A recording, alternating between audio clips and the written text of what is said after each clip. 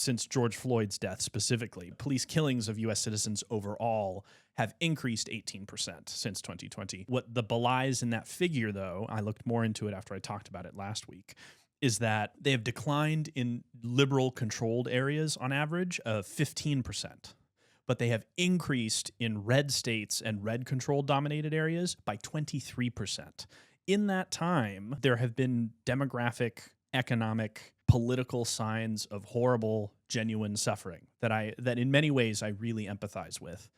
How can we serve those people if their suffering often isn't even known by many people who live in blue controlled areas?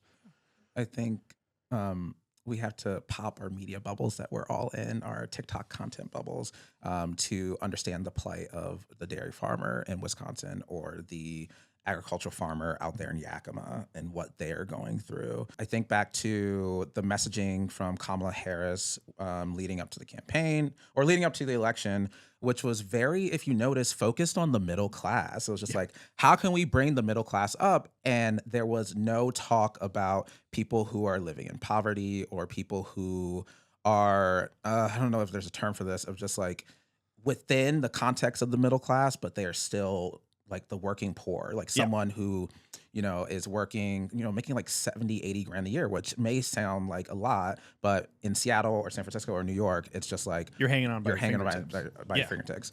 I think about one of my best friends from college. She works at an Apple store. And one of the things that she hates so much is the inconsistent scheduling.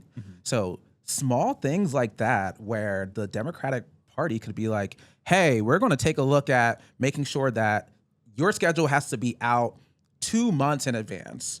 Or things like even offering just like universal basic income, flouting that. Just because obviously it is a tough political fight to get UBI implemented.